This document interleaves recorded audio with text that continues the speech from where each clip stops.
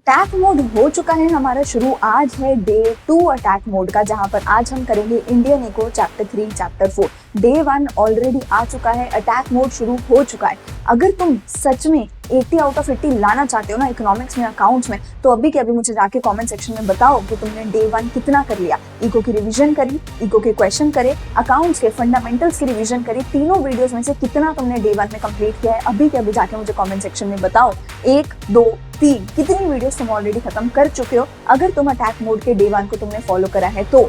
और अगर अभी तक बेटा तुमने करा नहीं है ना अटैक मोड शुरू, अगर अभी तक डे 1 शुरू नहीं किया ना बेटा, फॉलो नहीं किया, तो तुम्हें कौन रोक रहा है? तुम्हें पता है ऑलरेडी 1000-1500 बच्चे तुमसे आगे निकल चुके हैं, उन वीडियोस को कंप्लीट कर चुके हैं, सुन चुके हैं, नोट्स बना चुके हैं, क्वेश्चन प्रैक्टिस कर चुके हैं। ऑलरेडी तुम्हारे क्लास 12 के कुछ बच्चे तुमसे आगे निकल गए। तुम्हें कौन रोक रहा है? तुम्हारे ड्रीम कॉलेज, तुम्हारे ड्रीम स्कोर को टारगेट करने से कौन रोक रहा है तुम्हें?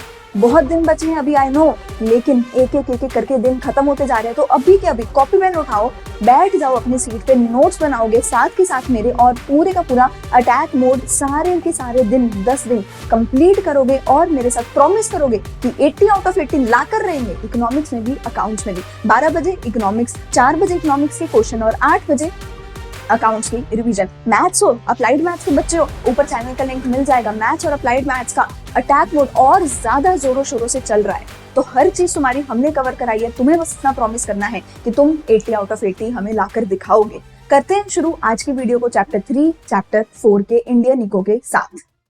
तो शुरू करते हैं हमारे चैप्टर नंबर 3 से। लिबरलाइजेशन, प्राइवेटाइजेशन, ग्लोबलाइजेशन का चैप्टर है, इकोनॉमिक रिफॉर्म्स का चैप्टर है। ठीक है, मैं जितना भी तुम्हें पढ़ाऊंगी मेरे खुद के नोट्स से पढ़ाने वाली हूँ। मैंने खुद एक एक चीज इसमें हैंड पिक्ड तुम्हारे लिए नोट्स में डाली है। ठीक है, शुरू करते हैं सबसे पहले एलपीजी का चैप्टर नंबर 3 इकोनॉमिक रिफॉर्म्स के चैप्टर से। ठीक है जी, इकोनॉमिक रिफॉर्म्स का क्या मतलब है कि हमें हमारी इकोनॉमी में क्या रिफॉर्म लेकर के आने हैं। देखो, it refers to the fundamental changes that were launched in 1991 with the plan of liberalising the economy and quickening the rate of economic growth. देखो, हुआ क्या था, हमारा देश पहले ब्रिटिशर्स के अंडर था। ब्रिटिशर्स ने हमारे देश को बहुत बुरी हालत में छोड़ा था 1947 में। उसके बाद हमारे देश में पहली बार सरकार बनाई गई थी। पहले कभी सरकार बनी नहीं थी हमारे देश में, क्योंकि पहले राजा महाराजा थे, फिर ब्रिटिशर्स आए, अब पहली बार डेमोक्रेसी, पहली बार सरकार आई। तो सरकार को लगा सब कुछ हमें अपने हाथ में ही लेना पड़ेगा। तो चैप्टर 2 में हमने पढ़ा कि सरकार ने सब अपने हाथ में ले लिया। आईपीआर लेकर आई गवर्नमेंट, जो है ग्रीन रेवोल्यूशन लेकर आई, सब्सिडीज लेकर आई, टैरिफ लगाए, कोटाज लगाए, इंपोर्ट सब्स्टिट्यूशन किया।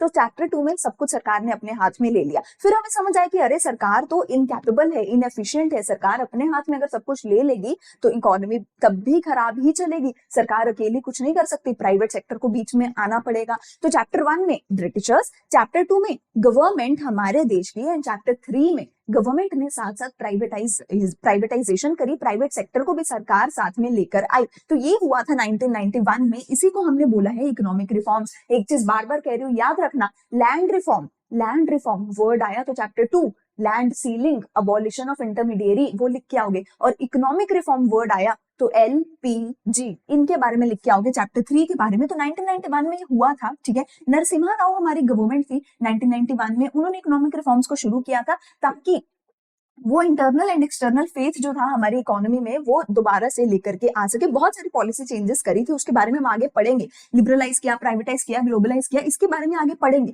लेकिन सबसे पहले जानना है कि हमने ये इकोनॉमिक रिफॉर्म्स क्यों लेकर आए, ऐसा क्या हो गया मेरी इंडियन इकोनॉमी में कि हमें पूरा इकोनॉमी का नक्शा ही बदलना पड़ गया। ऐसा हुआ क्या? तो रीजन क्या थे? सबसे पहला रीजन था fall in foreign exchange reserve. Foreign exchange reserve क्या होता है? फॉरेन एक्सचेंज रिजर्व हमारे देश का वो खजाना है जिस खजाने में आरबीआई ने डॉलर, पाउंड, येन, सिंपल भाषा में बोला जाए दुनिया भर की सारी करेंसीज इकट्ठी करके रखी हुई है जो इंपोर्ट करवाने में मदद करती है हमें। ठीक है, तो अब फॉरेन एक्सचेंज रिजर्व हमारा बहुत कम हो रहा था, बहुत ही ज्यादा फॉल हो रहा था। अब देखो, इसकी वजह से क्या हो रहा था ना कि हमारे देश में अगर हमें कुछ भी इंपोर्ट कराना है तो फॉरेन एक्सचेंज के रिजर्व के खजाने में से हमें पैसा देना पड़ेगा, पर वो खजाना खत्म होता जा रहा था। तो हम अपने देश में कुछ इंपोर्ट करवा नहीं सकते थे 2 हफ्ते से ज्यादा का फॉरेन एक्सचेंज रिजर्व बचा नहीं था। तो इसकी वजह से अगर हमें कोई भी अपने लोन का इंटरेस्ट पे करना पड़ता, हमें कुछ भी इंपोर्ट कराना पड़ता, हम वो ना करा पाते 2 हफ्ते से ज्यादा। तो बहुत ही बुरी हालत में हमारा देश आ गया था 1991 में। ठीक है,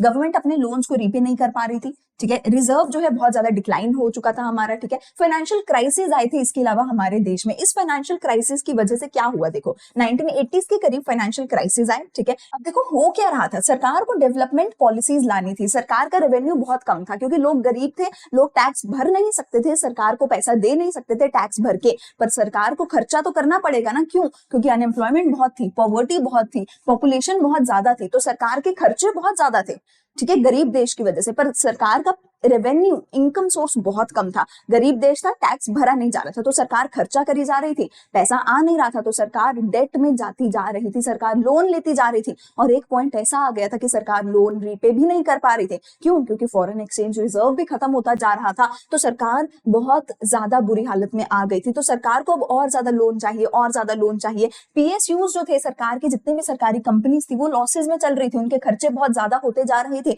तो हुआ क्या, एक टाइम पे हमारे देश की सरकार के डेट बढ़ते ही चले गए। तो हमने क्या सीखा, अभी तक फॉरेन एक्सचेंज रिजर्व खत्म होता जा रहा था, 2 हफ्ते से ज्यादा का फॉरेन एक्सचेंज रिजर्व बचा नहीं था हमारे पास, और सरकार के खर्चे बहुत ज्यादा थे, इनकम बहुत कम थी, तो सरकार का लोन बढ़ता जा रहा था ताकि वो इस खर्चे को मीट कर सके। अब सरकार का लोन बढ़ता जा रहा है, ठीक है, लोन लेने के लिए सरकार कहां जा रही है, सरकार को कोई लोन दे नहीं रहा, अलग अलग देशों ने मना कर दिया, हम लोन नहीं देंगे तुम्हारे ऊपर, तो पहले इतना लोन है, इनकम सोर्स तुम्हारा है नहीं, खर्चे इतने ज्यादा है। सरकार लोन लेने के लिए कहां गई थी, वर्ल्ड बैंक के पास, आईएमएफ के पास, ठीक है। एडवर्स बैलेंस ऑफ पेमेंट की हालत बहुत बुरी थी, क्यों, क्योंकि खर्चे होते जा रहे थे, इनकम आ नहीं रही थी, तो बैलेंस ऑफ पेमेंट नेगेटिव में जाता जा रहा था, प्राइसेस बढ़ते जा रहे थे, इन्फ्लेशन बहुत ही ज्यादा तेजी से बढ़ती जा रही थी, इवन बेसिक चीजों के ऊपर भी इन्फ्लेशन बहुत ज्यादा बढ़ती जा रही थी, तो बहुत सारे प्रॉब्लम्स हुए, फॉरेन एक्सचेंज रिजर्व खत्म हुआ, इन्फ्लेशन बहुत ज्यादा हुई, सरकार का खर्चा बहुत ज्यादा, इनकम बहुत कम, सरकार का डेट बढ़ता जा रहा है, बढ़ता जा रहा है, उस खर्चे को पूरा करने के लिए अब सरकार गई डेट लेने, लोन लेने वर्ल्ड बैंक के पास, इंटरनेशनल मॉनेटरी फंड आईएमएफ के पास, उनको बोला कि प्लीज तुम तो लोन दे दो, और तो कोई लोन दे नहीं रहा, हमारी इकोनॉमी डूब जाएगी, हमें लोन की जरूरत है। तो वर्ल्ड बैंक और आईबीआरडी मतलब वर्ल्ड बैंक को ही बोला जाता है, ठीक है, वर्ल्ड बैंक और आईएमएफ, इनके पास हमारे देश की सरकार गई $7 बिलियन का लोन लेने कि प्लीज हमें लोन दे दो $7 बिलियन का, वरना हमारी इकोनॉमी डूब जाएगी। तो वर्ल्ड बैंक ने बोला, आईएमएफ ने बोला, एक ही शर्त पे लोन मिलेगा, ऐसे नहीं लोन देंगे हम, हमें अपना पैसा डुबाना थोड़ी है, हम एक ही शर्त पे लोन देंगे, तुम अपनी इकोनॉमी को लिबरलाइज करो, अपनी इकोनॉमी को ओपन करो, तुम्हें सरकार का रोल खत्म करना होगा, प्राइवेट सेक्टर की रिस्ट्रिक्शंस तुम्हें खत्म करनी होंगी, फॉरेन ट्रेड की रिस्ट्रिक्शंस तुम्हें खत्म करनी होंगी, तभी हम तुम्हें लोन देंगे, वरना हम तुम्हें लोन नहीं देंगे। ये बोला हमारे को वर्ल्ड बैंक ने, आईएमएफ ने, कि सरकार का रोल खत्म करो, प्राइवेट सेक्टर को लेके आओ, रिस्ट्रिक्शन खत्म करो, और फॉरेन ट्रेड पे जो रिस्ट्रिक्शंस है वो खत्म करो, ग्लोबलाइजेशन लाओ, लिबरलाइजेशन लाओ, प्राइवेटाइजेशन लाओ अपने देश में, तभी हम तुम्हें $7 बिलियन का लोन देंगे। हमारे सरकार के पास और कोई ऑप्शन नहीं था, क्योंकि अगर ये लोन नहीं मिलता, हमारी इकोनॉमी डूब जाती, तो हमारी सरकार ने ये लोन लेने के लिए इन सभी कंडीशंस को एग्री किया कि हम लिबरलाइज करेंगे, प्राइवेटाइज करेंगे, ग्लोबलाइज करेंगे। हमारी सरकार को लोन मिला, हमारी सरकार ने लिबरलाइज, प्राइवेटाइज, ग्लोबलाइज किया, और हमारा देश काफी अच्छे ट्रैक पे उसके बाद आ गया, काफी अच्छी डेवलपमेंट उसके बाद होने लग गई, ठीक है। तो ये तो हमारी थी बैक स्टोरी कि हमारा देश बुरी हालत में था, वो वर्ल्ड बैंक के पास गया, वर्ल्ड बैंक ने लोन दिया कंडीशन के साथ, हमने कंडीशन को पूरा करने के लिए एलपीजी लाया। अब एलपीजी क्या था, उन सभी चीजों के बारे में हम डिटेल में पढ़ेंगे। तो अगर कहीं भी इकोनॉमिक पॉलिसी की बात हो रही है, कहीं भी इकोनॉमिक रिफॉर्म की बात हो रही है, तुम एलपीजी के बारे में बता के आओगे, तुम चैप्टर 2 की बात वहां पे करके नहीं आओगे, ठीक है। चलो अब शुरू करते हैं। सबसे पहला टॉपिक इसमें से एल फॉर लिबरलाइजेशन का। लिबरलाइजेशन का मतलब क्या था, देखो ये मेरे खुद के हैंड रिटन नोट्स है, जिसमें मैंने हर चीज को बहुत ही शॉर्ट एंड क्रिस्प मैनर में तुम्हारे लिए प्रेजेंट किया है। लिबरलाइजेशन का मतलब क्या था, removal of entry and growth restrictions, removal of entry and growth restrictions on the private sector. Private sector को बोला तुम एंट्री करो, तुम ग्रो करो, हम तुम्हें रिस्ट्रिक्शन नहीं लगाएंगे, हम तुम्हें लाइसेंस लेने को नहीं बोलेंगे, लाइसेंस राज खत्म, तुम किसी भी सेक्टर में एंट्री करो, किसी भी सेक्टर में ग्रोथ करो, कुछ मर्जी करो, हम तुम्हें जो है कोई भी रिस्ट्रिक्शन नहीं लगाएंगे, ठीक है। हम तुम्हें एंट्री पे और ग्रोथ पे कोई भी रिस्ट्रिक्शन नहीं लगाएंगे, तुम्हें कोई भी लाइसेंस लेने को नहीं बोलेंगे। ऐसा क्यों किया सरकार ने? Why did government do this? To unlock full potential of the economic potential of the country. हमारे देश के पूरे फुल इकोनॉमिक पोटेंशियल को ढूंढने के लिए सरकार ने ऐसा किया। एफिशिएंसी बढ़ाने के लिए सरकार ने ऐसा किया। एफिशिएंसी, कम कॉस्ट में ज्यादा काम, बिजनेस स्टडीज, ठीक है। तो एफिशिएंसी बढ़ाने के लिए ऐसा किया गया, क्योंकि पहले सरकारी कंपनीज थी, उनकी एफिशिएंसी बहुत कम थी। अब प्राइवेट कंपनीज आएंगी, एफिशिएंसी बढ़ेगी। क्यों एफिशिएंसी बढ़ेगी? क्योंकि कंपटीशन बढ़ेगा। देखो कंपटीशन जब तक नहीं होता तो सरकारी कंपनीज बहुत आलस में काम करती थी, अब कंपटीशन आएगा, सरकारी कंपनीज अच्छे से काम करेंगी। To encourage private sector and MNCs multinational companies को और प्राइवेट सेक्टर को एनकरेज किया जाए कि प्लीज आओ हमारे देश में इन्वेस्टमेंट करो, हमारे देश में काम करो। देखो जब कंपटीशन होगा हर चीज अच्छी बनेगी, हर चीज सस्ती बनेगी, एफिशिएंसी आएगी, इफेक्टिवनेस आएगी, ठीक है। अगर कंपटीशन नहीं होगा तो कंपनीज अच्छे से काम नहीं करेंगे, क्योंकि उनको पता है जनता के पास ऑप्शन नहीं है, जनता हमसे ही सामान खरीदेगी। अब कंपटीशन आएगा तो सरकारी companies as well as private companies as well as MNCs हर कोई अच्छे से काम करेगा, सस्ते रेट पे अच्छा सामान हमारे देश के लोगों को मिल पाएगा, अनलॉक फुल पोटेंशियल होगा हमारे पूरे की पूरी इकोनॉमी का। कैसे किया? अब देखो एक चीज याद रखना, मैं तुम्हें फिर से लिख के दे सकती हूँ बेटा जी, इस चैप्टर में से सबसे ज्यादा जो सवाल आएंगे वो लिबरलाइजेशन के ऊपर आएंगे। लिबरलाइजेशन का जो पूरे का पूरा टॉपिक है, इसके अंदर सारे के सारे जो रिफॉर्म हम पढ़ेंगे, industrial sector reform, financial sector reform, इन पे सबसे ज्यादा क्वेश्चन आएंगे। आउटसोर्सिंग पे कभी देखने को नहीं मिलता, ग्लोबलाइजेशन प्राइवेटाइजेशन बहुत कम, लिबरलाइजेशन या प्राइवेटाइजेशन पे देखने को मिलता है, सबसे ज्यादा लिबरलाइजेशन पे देखने को मिलता है, आउटसोर्सिंग पे ग्लोबलाइजेशन पे बहुत कम क्वेश्चन देखने को मिलते हैं, ठीक है। तो इसको सबसे ज्यादा अच्छे से कर लेना, इसके अंदर जितने भी रिफॉर्म है सबको अच्छे से कर लेना। अब लिबरलाइजेशन के अंदर हमारे बहुत सारे अलग अलग रिफॉर्म्स आए थे। देखो मेनली तीन थे, एक लिबरलाइजेशन, एक प्राइवेटाइजेशन, एक ग्लोबलाइजेशन। ये दोनों बहुत छोटे छोटे टॉपिक हैं, सबसे बड़ा टॉपिक है लिबरलाइजेशन का, जिसके अंदर बहुत सारे सब टॉपिक्स, बहुत सारे अंडर रिफॉर्म्स हम इसके पढ़ेंगे, ठीक है। सबसे पहला रिफॉर्म इसके अंदर आता है कि इंडस्ट्रीज में हमने क्या क्या रिफॉर्म किया। देखो चैप्टर 1 में हमारी इंडस्ट्रीज तबाह कर दी गई थी, ठीक है। हमारे इंडस्ट्रीज में हम फिनिश गुड इंपोर्ट करा रहे थे, हैंडीक्राफ्ट खराब हो गई थी, रॉ मटेरियल एक्सपोर्ट कर रहे थे। चैप्टर 2 में आईपीआर आया था, लाइसेंसिंग आई थी, शेड्यूल ए, बी और सी में हमारी कंपनीज को डिवाइड कर दिया था, प्राइवेट सेक्टर को बाहर निकाल दिया था, लाइसेंस राज आ गया था, पब्लिक सेक्टर ने पूरा रोल प्ले किया था। चैप्टर 3 में वापिस से हम पब्लिक सेक्टर को बाहर निकालेंगे, प्राइवेट सेक्टर को लेकर आएंगे। तो हमने क्या बोला, लाइसेंसिंग पहले क्या था, शेड्यूल सी में जितनी भी कंपनीज थी, हर कंपनी के लिए, हर इंडस्ट्री के लिए लाइसेंस चाहिए था। तो इन इंडस्ट्रीज को डिक्लाइन करके पहले 18 किया गया कि सिर्फ 18 इंडस्ट्रीज के लिए लाइसेंस चाहिए, फिर उसको और डिक्लाइन करके सिर्फ 5 कर दिया गया कि सिर्फ 5 इंडस्ट्रीज के लिए लाइसेंस चाहिए। कौन सी? अल्कोहल की, सिगरेट की, डिफेंस की, एक्सप्लोजिव की, केमिकल्स की। तो पहले तो ऑलमोस्ट हर इंडस्ट्री के लिए लाइसेंस चाहिए था जो शेड्यूल सी में थी, फिर इस नंबर को कम करके 18 कर दिया, फिर इस नंबर को कम करके 5 कर दिया गया, वो इंडस्ट्रीज 5 ये वाली थी, ठीक है। फिर पब्लिक सेक्टर के रोल को कम कर दिया, पहले शेड्यूल ए में, शेड्यूल बी में सिर्फ पब्लिक सेक्टर करता था या फिर पब्लिक सेक्टर के साथ प्राइवेट सेक्टर करता था, अब इसको कम कर दिया गया। पहले सिर्फ 17 कंपनी, पहले टोटल 17 ऐसी इंडस्ट्रीज थी जहां पे सिर्फ पब्लिक सेक्टर था, फिर उस 17 को कम करके 8 किया, उस 8 को कम करके 3 कर दिया कि सिर्फ 3 इंडस्ट्रीज ऐसी हैं जहां पे सिर्फ गवर्नमेंट काम करेगी, वो थी atomic energy, defence and railway. देखो ये वैसे भी बहुत जरूरी इंडस्ट्रीज है, हमारे देश के सिक्योरिटी से रिलेटेड इंडस्ट्रीज है और बहुत ज्यादा हैवी कैपिटल वाले इंडस्ट्रीज है। तो यहाँ पे सिर्फ सरकार काम करे तो ही अच्छा रहेगा, प्राइवेट सेक्टर ना काम करे तो ही अच्छा रहेगा। तो इसीलिए नेशनल सिक्योरिटी के लिए सरकार ने इनको अपने हाथ में रखा। पहले चैप्टर 2 में हमने पढ़ा था स्मॉल स्केल इंडस्ट्रीज के लिए रिजर्वेशन किया गया था, उसको खत्म कर दिया गया था। पता है इन तीनों चैप्टर्स को याद करना बहुत आसान है। चैप्टर 1 में जो भी कुछ हुआ उसका इनवर्स, उस चीज को खत्म किया गया, उसका इनवर्स हुआ चैप्टर नंबर 2, और चैप्टर 2 में जो भी कुछ किया उसका इनवर्स, उसका पूरी तरीके से इनवर्स हुआ चैप्टर नंबर 3 में। पता है चैप्टर 1 में जो कुछ हुआ, जमींदारी सिस्टम आया, उसका इनवर्स चैप्टर 2 में लैंड सीलिंग सिस्टम आया, एबॉलिशन ऑफ इंटरमीडिएरीज आए, चैप्टर 2 में आईपीआर आया, लाइसेंसिंग आया, स्मॉल स्केल इंडस्ट्रीज आई, चैप्टर 3 में सब खत्म कर दिया। तो इतना आसान है इसको याद करना, 1 का उल्टा 2, 2 का उल्टा 3, ठीक है। चलो फिर है MRTP act change to competition act 2002। तो हमने क्या किया, कंपटीशन एक्ट बनाया जिसमें हमने बोला कि जितना ज्यादा कंपटीशन होगा उतना बढ़िया, मोनोपोली नहीं आने देंगे कि कोई एक ही कंपनी पूरी इंडस्ट्री में राज कर रही है, नहीं, जो भी मोनोपोली बनाने की कोशिश करेगा उसको सरकार पकड़ेगी, उस पर फाइन लगाएगी, उस कंपनी को बोलेगी कि तुम मोनोपोली नहीं क्रिएट कर सकते, कंपटीशन चाहिए, ज्यादा कंपनीज आएंगी, ज्यादा एफिशिएंसी आएगी, ठीक है। चलो ये तो था industrial sector reform. Industrial sector reform very very important liberalisation के अंदर, ठीक है। फिर आते हैं मेरे फाइनेंशियल सेक्टर रिफॉर्म। इसके अंदर सबसे पहली चीज करी गई change in the role of RBI. पहले आरबीआई एक रेगुलेटर था, अब आरबीआई एक फैसिलिटेटर था। पहले क्या था, आरबीआई ही बताता था बैंक्स को क्या करना है, कैसे करना है। अब आरबीआई बैंक्स का ओनर नहीं है एक तरीके से। अब आरबीआई सिर्फ देखता है कि कोई फ्रॉड ना हो, कुछ दिक्कत ना हो, सब सही से चले। अब आरबीआई सिर्फ एक वॉच डॉग है, सिर्फ देख रहा है, ठीक है, कि तुम सब कुछ सही से कर रहे हो, फैसिलिटेट कर रहे हैं। पहले आरबीआई रेगुलेट करता था, तुम्हारे लिए रूल्स रेगुलेशंस बनाता था लॉ के लिए, बैंक्स के लिए, कि जो आरबीआई बोलेगा बैंक्स वैसा करेंगे। अब आरबीआई बैंक्स को खुली छूट देता है कि तुम जैसा चाहो कर सकते हो, पर विद इन सम लिमिट्स, ठीक है, वो लिमिट्स तुम क्रॉस मत करो, ताकि देश का बैंकिंग सिस्टम अच्छे से बना रहे, फैसिलिटेट करता रहेगा। प्राइवेट बैंक्स आए, पहले प्राइवेट बैंक नहीं होते थे, पहले बैंक सारे के सारे सरकार ने अपने अंडर ले लिए थे, बैंक्स का नेशनलाइजेशन कर दिया था। बैंक्स को बोला था कोई भी प्राइवेट बंदा बैंक नहीं चला सकता, सारे बैंक किसके होंगे, सरकार के, सरकार चलाएगी।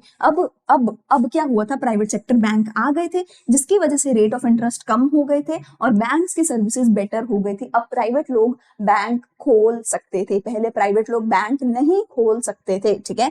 Increase the limit of foreign investment to 74%। पहले अगर किसी को अपने बिजनेस में फॉरेन से इन्वेस्टमेंट लानी होती थी तो वो कम ला सकता था। अब अगर मुझे बिजनेस खोलना है और मुझे फॉरेन से इन्वेस्टमेंट लानी है अपने बिजनेस में, तो मैं 74% तक, मेरे बिजनेस की टोटल इन्वेस्टमेंट के 74% तक मैं फॉरेन से ला सकती हूँ। फिर ईज इन एक्सपेंशन प्रोसेस, पहले एक्सपेंशन करने के लिए क्या चाहिए था, लाइसेंस। अब चाहिए नहीं चाहिए, अब तुम अपनी मर्जी से जब चाहो जितना चाहो अपने बिजनेस को एक्सपैंड करो, मजे ही मजे, ठीक है। फिर टैक्स रिफॉर्म्स में क्या किया गया, डायरेक्ट टैक्स को कम कर दिया, इनडायरेक्ट टैक्स को भी आसान कर दिया, कम कर दिया, और पूरे के पूरे प्रोसेस को सिंप्लीफाई कर दिया। कम टैक्स भरोगे, आसानी से टैक्स भरोगे, आसानी से टैक्स भरोगे तो क्या होगा, सीए को फीस ज्यादा नहीं देनी पड़ेगी, तो तुम्हारा खर्चा वहां भी बचेगा, तुम्हारा टाइम बचेगा, तुम्हारा एफर्ट बचेगा, आसानी से सरकार के पास डिपॉजिट करा सकते हो। बहुत आसान प्रोसेस है और बहुत कम टैक्स कर दिया था, पहले बहुत हाई टैक्स रेट थे, अब टैक्स रेट को बहुत कम कर दिया था। फॉरेन एक्सचेंज रिफॉर्म, देखो फॉरेन एक्सचेंज का तो सबसे बड़ा पंगा था। कितने टाइम को फॉरेन एक्सचेंज रिजर्व बचा था, फटाफट से सोचो, कमेंट सेक्शन में बताओ। सिर्फ और सिर्फ 2 हफ्ते का फॉरेन एक्सचेंज रिजर्व बचा था। हमने क्या किया, पहली चीज हमने करी डीवैल्यूएशन ऑफ रुपीज, हमने अपने रुपीज की वैल्यू को इन टर्म्स ऑफ डॉलर गिरा दिया था, खुद से ही गिरा दिया था। क्यों, हमने ऑलमोस्ट 20% से अपने रुपीज की वैल्यू को इन टर्म्स ऑफ डॉलर गिरा दिया था। ऐसा क्यों किया था, अगर हमारे रुपीज की वैल्यू गिर जाएगी, यानी कि हमारा जो रुपीज है वो सस्ता हो जाएगा, तो यानी कि अगर कोई हमारे देश से कुछ एक्सपोर्ट करवाना चाहे तो वो बहुत सस्ते रेट पे हमारे देश से एक्सपोर्ट करवा पाएगा। एक्सपोर्ट बढ़ेंगे हमारे देश के तो हमारा फॉरेन एक्सचेंज रिजर्व बढ़ेगा, और उस टाइम पे पहले सिर्फ 2 हफ्ते का फॉरेन एक्सचेंज रिजर्व बचा था, तो हमारे लिए बहुत जरूरी था फॉरेन एक्सचेंज रिजर्व को इंक्रीज करना। तो हमने रुपीज की वैल्यू गिरा दी, एक्सपोर्ट बढ़ गए, फॉरेन एक्सचेंज रिजर्व बढ़ गया, ठीक है। Free market determination of exchange rate, पहले हमारे एक्सचेंज रेट को कि रुपीस के टर्म में डॉलर और रुपीस का क्या एक्सचेंज रेट होगा, पहले कौन डिसाइड करता था, हमारे देश की सरकार आरबीआई डिसाइड करता था। अब ऐसा नहीं है, अब हमारा क्या आ गया, फ्लेक्सिबल एक्सचेंज रेट सिस्टम। पहले क्या था, फिक्स्ड एक्सचेंज रेट सिस्टम। अब गवर्नमेंट नहीं डिसाइड करेगी, अब market forces of demand and supply decide करेंगी कि हमारी करेंसी का क्या रेट होगा, ठीक है जी। फिर आएगा अगला trade and investment policy reforms, removal of quantitative restriction. Quantitative restriction क्या था बेटा जी, हमारे इंपोर्ट सब्स्टिट्यूशन, टैरिफ्स, कोटास, ठीक है, जो चैप्टर 2 में हमने पढ़े थे। तो इंपोर्ट सब्स्टिट्यूशन कम करी, टैरिफ कम करे, कोटास कम किए, किस पे, इंपोर्ट्स पे भी और एक्सपोर्ट्स पे भी। अब तुम्हें कम रिस्ट्रिक्शंस को फेस करना पड़ेगा। एक्सपोर्ट ड्यूटी खत्म कर दी, एक्सपोर्ट करो कोई टैक्स नहीं लगेगा, इंपोर्ट करोगे थोड़ा सा टैक्स लगेगा, बहुत ही कम, ठीक है। और लाइसेंसिंग बहुत कम कर दी, अब तुम्हें लाइसेंस लेने के लिए दर दर भटकना नहीं पड़ेगा, अब लंबा प्रोसेस नहीं फॉलो करना पड़ेगा, आसानी से लाइसेंस मिल जाएगा, ठीक है। इस सबसे क्या हुआ, कॉम्पिटिटिवनेस बढ़ी हमारी वर्ल्ड मार्केट में, ज्यादा हम अच्छे से काम करने लग गए, कॉम्पिटिटिवनेस बढ़ गई। Easy import of cheap raw material, हमारे इंडस्ट्रीज बहुत सस्ते में बाहर से रॉ मटेरियल इंपोर्ट करा रही थी, इंडिया में बना रही थी, और इंडिया की इंडस्ट्रीज फ्लरिश कर रही थी, बूम कर रही थी। तो हमने लिबरलाइजेशन में क्या सीखा, ट्रेड और इन्वेस्टमेंट के लिए इंपोर्ट एक्सपोर्ट पे हर चीज कम कर दी, ड्यूटी कम कर दी, ठीक है, लाइसेंसिंग कम कर दी, ठीक है। फिर फॉरेन एक्सचेंज में हमने करेंसी की डीवैल्यूएशन करी और हमने फिक्स्ड से फ्लेक्सिबल एक्सचेंज रेट सिस्टम बनाया, ठीक है। टैक्स रिफॉर्म, टैक्स कम कर दिए और आसान कर दिए, ठीक है। आरबीआई का रोल चेंज कर दिया, ठीक है। प्राइवेट बैंक्स आ गए, फॉरेन इन्वेस्टमेंट ज्यादा आ गई, एक्सपेंशन आसान कर दी, और इंडस्ट्रियल सेक्टर में इंडस्ट्रियल लाइसेंसिंग खत्म कर दी, शेड्यूल ए की कंपनीज कम करके सिर्फ 3 कर दी, एसएसआईज का रिजर्वेशन हमने खत्म कर दिया, ठीक है। तो ये देखो सबसे ज्यादा इंपॉर्टेंट है, और मैं लिख के दे सकती हूँ बेटा जी, तुम्हें ये पेपर में आएगा ही आएगा। 5 में से 2 से 3 से 4 सेट में लिबरलाइजेशन का कोई ना कोई रिफॉर्म पूछा जाता है, ये गारंटी है, ठीक है। दूसरे नंबर पे सबसे ज्यादा पूछा जाता है प्राइवेटाइजेशन, बट इसमें छोटे क्वेश्चन आते हैं, कोई लंबे क्वेश्चन इसमें नहीं पूछे जाते। लिबरलाइजेशन का मतलब था लिबरल, ओपन करना, खोलना, फ्री छोड़ देना इंडस्ट्रीज को, प्राइवेट सेक्टर को, इंपोर्ट एक्सपोर्ट को। सरकार अपने रूल्स को कम कर रही है, ठीक है। प्राइवेटाइजेशन में क्या किया, सरकार की जो सरकारी कंपनी थी, देखो पहले क्या था, पहले ना प्राइवेट सेक्टर आ ही नहीं सकता था, अब प्राइवेट सेक्टर आ सकता है, ठीक है। ये तो लिबरलाइजेशन है। प्राइवेटाइजेशन में क्या था कि हमारे जो गवर्नमेंट सेक्टर था उसके पास बहुत सारी कंपनीज थी, बहुत ही सारा उसका पैसा इन्वेस्टेड था, अब वो उसको कम करना चाहती थी। गवर्नमेंट सेक्टर अपने इन्वेस्टमेंट को, अपनी कंपनीज को कम करना चाहती थी, ये था प्राइवेटाइजेशन। तो गवर्नमेंट ने बोला मेरी जितने भी कंपनीज है मैं अपनी कंपनीज के शेयर बेच देती हूँ। शेयर खरीदेगा कौन, प्राइवेट सेक्टर। तो शेयर खरीदा प्राइवेट सेक्टर ने, ओनर कौन बना, प्राइवेट सेक्टर। अकाउंट्स के बच्चे हो, आता होगा तुम्हें, ठीक है। तो प्राइवेट सेक्टर ने सरकारी कंपनियों के शेयर खरीदे, प्राइवेट सेक्टर ओनर बनने लगा सरकारी कंपनीज का, और प्राइवेट सेक्टर चलाने लगा सरकारी कंपनियों को। और जब प्राइवेट सेक्टर चलाएगा, प्रॉफिट मोटिव के लिए चलाएगा, अच्छे से चलाएगा, तो प्राइवेटाइजेशन के अंडर ये हुआ। रिडक्शन इन द ओनरशिप और मैनेजमेंट ऑफ गवर्नमेंट, सरकार की ओनरशिप कम करी गई, ठीक है। और किसको मिली वो ओनरशिप, प्राइवेट सेक्टर को मिली। ऐसा क्यों किया, क्योंकि गवर्नमेंट के बजट का डेफिसिट इससे कम होगा। देखो जब सरकार ने शेयर बेचे, तो सरकार ने शेयर बेचे, सरकार के पास क्या आया, पैसा। तो सरकार के पास पैसा नहीं था, हमने पढ़ा ना, एक्सपेंसेस ज्यादा, इनकम कम, ठीक है ना। सरकार के पास बहुत सारा पैसा आया, तो जब सरकार के पास पैसा आया, सरकार ने अपने डेफिसिट को फंड किया, सरकार का डेफिसिट कम होने लगा, क्योंकि अब सरकार के पास पैसा आ रहा था, ठीक है। कॉम्पिटिटिव एनवायरमेंट, प्राइवेट सेक्टर बहुत कॉम्पिटिटिव है, उसको चाहिए प्रॉफिट, तो वो सबसे अच्छा काम करेगा प्रॉफिट कमाने के लिए, तो कॉम्पिटिटिव है। मैनेजरियल एफिशिएंसी ज्यादा, प्राइवेट सेक्टर ज्यादा मैनेजरियल एफिशिएंट होता है, क्योंकि वहां पे ये नहीं है ना पेंशन मिल जाएगी, घर बैठे पैसा आ जाएगा, मस्त एसी में बैठा, नहीं, प्राइवेट सेक्टर अच्छे से काम करेगा क्योंकि उसको ज्यादा पैसा कमाना है, तो एफिशिएंसी ज्यादा है। डिसीजन मेकिंग जल्दी होगी, सरकार तो पहले इधर फाइल घूमेगी, फिर उधर फाइल घूमेगी, फिर उधर सबके साइन करने पड़ेंगे। प्राइवेट सेक्टर में तो ऐसा नहीं है, जल्दी से डिसीजन मेकिंग हो जाएगी।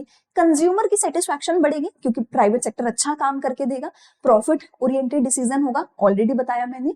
इन्वेस्टमेंट एंड एम्प्लॉयमेंट अपॉर्चुनिटी बढ़ेगी क्योंकि प्राइवेट सेक्टर अच्छे से काम करेगा, ठीक है। कैसे किया, सरकार ने क्या किया, प्राइवेटाइजेशन, यानी कि अपने शेयर्स को बेचा। क्यों बेचा, ताकि प्राइवेट सेक्टर अच्छे से काम करे, एफिशिएंसी आए, प्रॉफिट ओरिएंटेड डिसीजन आए, अच्छा सामान बने, कॉम्पिटिटिवनेस आए। कैसे किया, transfer of ownership from the government to the private sector, सरकार ने ओनरशिप को ट्रांसफर करना शुरू किया।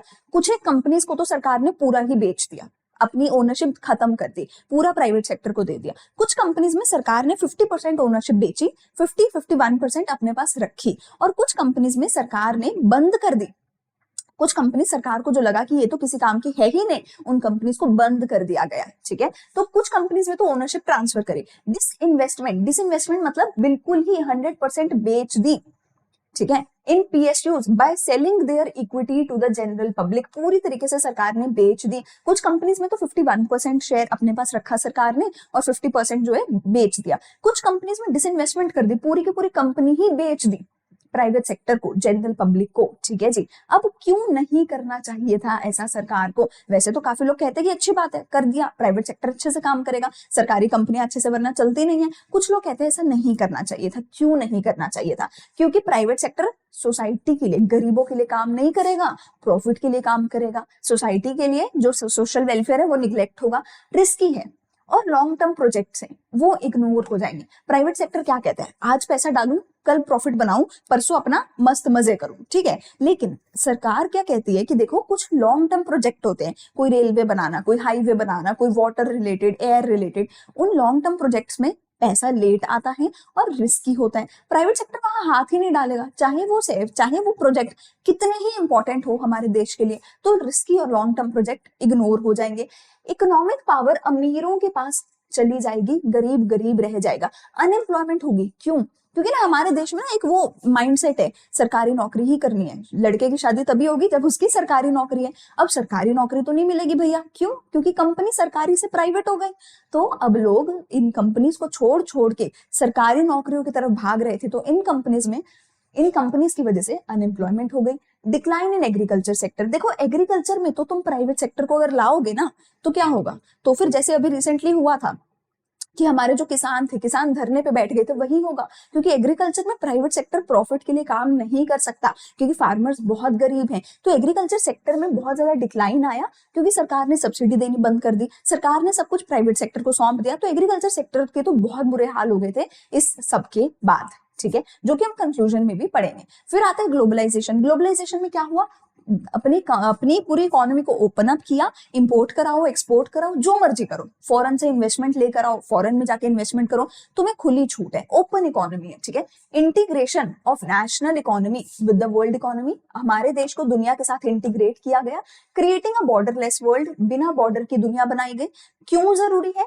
क्योंकि ग्लोबल मार्केट में आपको असेस मिल पाएगा, अच्छी टेक्नोलॉजी मिलेगी, अच्छी ऑप्शंस होंगी फ्यूचर की, और अच्छे स्किल्ड लेबर आपको पूरी दुनिया में से मिल पाएंगे, ठीक है। और कैसे हुआ, क्या क्या किया गया ग्लोबलाइजेशन के अंडर? सबसे पहले तो एफडीआई की लिमिट 51% कर दी गई in the high technological industries. देखो अगर एफडीआई लिमिट 51% है, इसका मतलब क्या है, 51% ना मेजॉरिटी शेयर होता है किसी भी कंपनी का, और अगर मेजॉरिटी शेयर फॉरेनर्स के पास है तो क्या होगा, फॉरेनर्स हमारी कंपनी को चलाएंगे, ठीक है ना। तो सरकार पहले अलाउ नहीं करती थी, अब सरकार ने अलाउ कर दिया कि 51% तक तुम फॉरेन से इन्वेस्टमेंट ला सकते हो हाई टेक्नोलॉजिकल इंडस्ट्रीज में, कोई हमें दिक्कत नहीं है।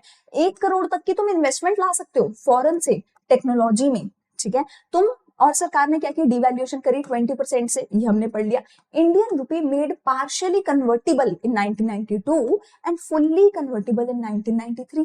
पहले हम इंडियन रुपीस को किसी भी दूसरी करेंसी की टर्म्स में कन्वर्ट नहीं कर सकते थे, अब कन्वर्ट कर सकते हैं, पहले पार्शियली फिर फुल्ली कन्वर्टिबल कर सकते थे 1993 की बात। अब तुम जितना मर्जी पैसा चाहो किसी भी करेंसी में, चाहो लाखों रुपए, करोड़ों रुपए, किसी भी करेंसी में कन्वर्ट करवा सकते हो बिना किसी लिमिट के, ठीक है। 5 ईयर इंपोर्ट एक्सपोर्ट पॉलिसी 1992 से 1997, तो जो हमारा ये 5 ईयर प्लान आया था 92 से 97 वाला, वो पूरी तरीके से इंपोर्ट एक्सपोर्ट के ऊपर ही जो है डिपेंडेंट था, उसके अराउंड ही बना हुआ था। कस्टम ड्यूटी रिड्यूस कर दी गई 250% से सिर्फ 10% पे ले आई, ठीक है। क्यों नहीं करना चाहिए ग्लोबलाइजेशन? क्योंकि ना ये बोला जाता है जब ग्लोबलाइजेशन करोगे ना तो डेवलप्ड कंट्रीज जैसे कि यूएसए, इनको ज्यादा फायदा होगा, और जो हमारी छोटी कंट्रीज है ना, इंडिया जैसे डेवलपिंग, उनका नुकसान होगा। क्यों? क्योंकि वहां की बड़ी कंपनीज आके हमारी छोटी कंपनीज को खा जाएंगी, ठीक है। सो बेनिफिट सिर्फ किसका होता है? डेवलप्ड कंट्रीज का होता है। गरीबों का वेलफेयर देखा नहीं जाता, गरीब कंट्रीज का बुरा हाल हो जाता है, डोमेस्टिक कंपनीज को कंपटीशन फेस करना पड़ता है, और अमीर गरीब के बीच का भेदभाव और ज्यादा बढ़ जाता है। तो डेवलपिंग कंट्रीज कहती हैं कि तुम्हें ग्लोबलाइजेशन नहीं करनी चाहिए, वरना हमारे देश को ये बड़े देश वाले आके खा जाएंगे, हमारे देश की कंपनीज को आके खा जाएंगे, कंपटीशन इतना हो जाएगा। तो काफी लोग बोलते हैं कि इन सब चीजों की वजह से ग्लोबलाइजेशन नहीं होनी चाहिए। आई होप सारे पॉइंट तुम्हें क्लियर हो गए होंगे। मैंने बहुत टाइम लगा के वाई, हाउ, वाई नॉट, इन सभी हेडिंग्स के अंडर अलग अलग पॉइंट्स तुम्हारे लिए निकाले हैं, ताकि तुम्हें सबसे इजिएस्ट मैनर में सारी चीजें समझ आ जाए। अगला टॉपिक हमारे पास इसी में आता है आउटसोर्सिंग। देखो आउटसोर्सिंग का मतलब क्या होता है ना, कि मैं अपनी कंपनी के अंदर एम्प्लॉयज लेकर आऊं, अलग अलग डिपार्टमेंट बनाऊं, ऐसा ना करूं, बल्कि मैं एक पूरे का पूरा काम किसी दूसरी कंपनी को बोल दूं। देखो मुझे अगर फॉर एग्जांपल ऐड करनी है, एडवर्टाइजमेंट करनी है, तो उसके 2 तरीके होंगे। मैं अपनी कंपनी में एक डिपार्टमेंट बनाऊंगी मार्केटिंग का, उसके अंदर बहुत सारे एम्प्लॉयज लेकर आऊंगी, उनको लगातार सैलरी दूंगी, उनको ट्रेनिंग दूंगी और उनसे काम कराऊंगी, ठीक है। इससे मेरा बहुत सारा टाइम जाएगा। इसकी जगह मैं क्या कर सकती हूँ, ये सारा काम छोड़ दूं और एक कंपनी को हायर करूं, उस कंपनी को बोलूं कि तू हर महीने मेरे से फॉर एग्जांपल 1 लाख रुपए ले ले और मेरी एड्स चलाती रहे, एम्प्लॉय भी तू रख, सब कुछ तू कर, एम्प्लॉयज को सैलरी तू दे, ट्रेन तू कर, मैं तो बस ना तुम्हारे किसी एक पर्सन से बात करूंगा, उसे बता दूंगा कि कैसे ऐड चलानी है, वो मेरी ऐड चला देगा और मुझे आगे आंसर कर देगा। मुझे पूरा डिपार्टमेंट नहीं बनाना, मुझे इतने एम्प्लॉयज नहीं रखने, सैलरी ट्रेनिंग, मुझे कुछ नहीं करना। मैं बस तुम्हारी कंपनी को बताऊंगा कि मुझे क्या चाहिए, पेमेंट दूंगा और काम करवा लूंगा और काम खत्म। मुझे मेरी कंपनी में इतना झमेला करना ही नहीं है, तुम मेरा काम कर दो। तो हम जब एक कंपनी अपने काम के लिए किसी दूसरी कंपनी को हायर करे रादर देन कि वो अपनी कंपनी में एम्प्लॉयज रखे, तो उसको हम बोलते हैं आउटसोर्सिंग। ठीक है, तो आउटसोर्सिंग देखो क्या है, hiring business services from external source mostly from other countries. ज्यादातर दूसरी कंट्री से आउटसोर्सिंग करी जाती है। ठीक है, जो पहले हम अपने खुद के कंट्री में करते थे, अपने खुद के बिजनेस में करते थे, अब उन कामों को किसी दूसरी कंपनी से कराएंगे, यूजुअली किसी दूसरी कंट्री के।